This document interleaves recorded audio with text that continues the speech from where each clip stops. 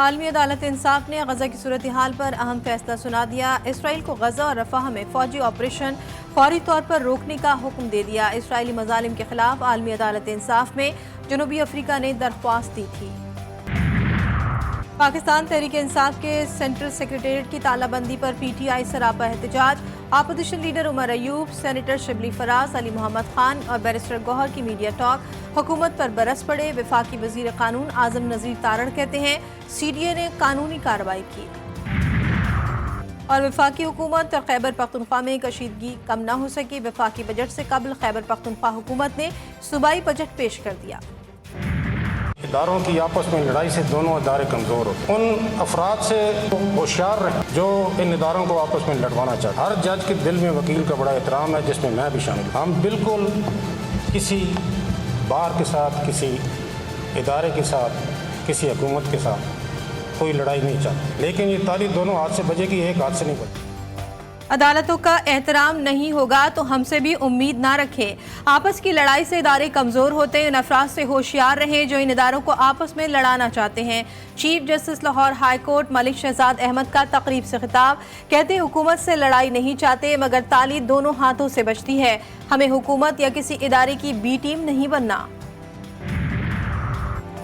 Chief justice Lahore high court کے حکم پر خصوصی عدالتوں میں ججز کی تعیناتی۔ پنجاب حکومت نے نوٹیفیکیشن جاری کر دیا۔ وزیر اعلیٰ پنجاب کی زیر صدارت کابینہ اجلاس میں پنجاب کی خصوصی عدالتوں میں ججز کے تقرر کی منظوری دی گئی۔ انسداد دہشت گردی کی خصوصی عدالتوں میں 6 ججز کا تقرر کیا گیا۔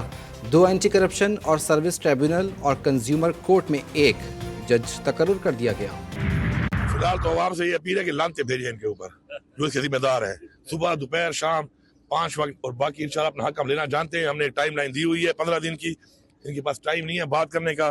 جب 15 دن گزریں گے، وہ ڈیٹ میرے پاس لکھی ہوئی ہے، پھر میں ان کو بتاؤں گا کہ پھر بٹن کس کا ہے، بجلی کس کی ہے، صوبہ کس کا ہے۔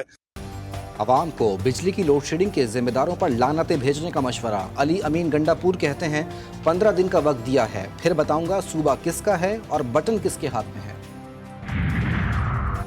بجٹ سے پہلے ہی کھٹ پٹ، پشاور میں سرکاری ملازمین کا پارہ ہائی۔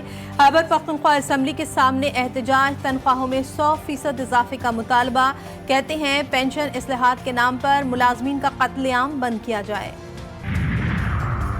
تاریخ میں ایسا نہیں ہوا، صوبائی حکومت وفاق سے پہلے بجٹ دے۔ وفاقی وزیر اطلاعات عطا اللہ تارڑ کی خیبر پختونخوا کے وفاق سے پہلے بجٹ پیش کرنے پر تنقید۔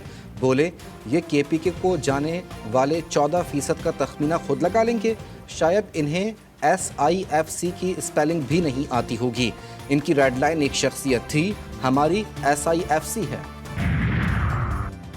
وفاقی حکومت نے آئندہ مالی سال کا بجٹ ڈھانچہ تیار کر لیا۔ حجم 17,000 ارب سے زائد، 12,500 ارب روپے کی ٹیکس وصولیوں اور سبسڈیز کی مد میں 1,500 ارب روپے رکھنے کی تجویز۔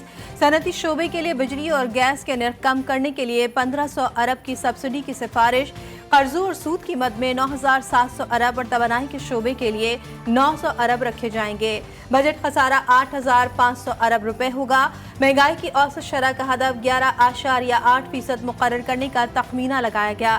سرکاری ملازمین کی تنخواہوں میں صرف 5 سے 7% اضافہ متوقع۔ شہریوں نے تجویز کو مسترد کر دیا۔ پاکستان اور IMF کے اسٹاف سطح کے معاہدے کے لیے پیش رفت، توانائی کی لاگت کم کرنے پر زور۔ وفد نے معیشت میں مستحکم گروتھ کے لیے ساتھ مل کر کام کرنے کی یقین دہانی کرا دی۔ مذاکرات ختم، IMF mission chief Nathan Porter کہتے ہیں مہنگائی کنٹرول کرنے کے لیے پالیسی اینڈ ایکسچینج ریٹ کو مناسب سطح پر رکھنا ہوگا۔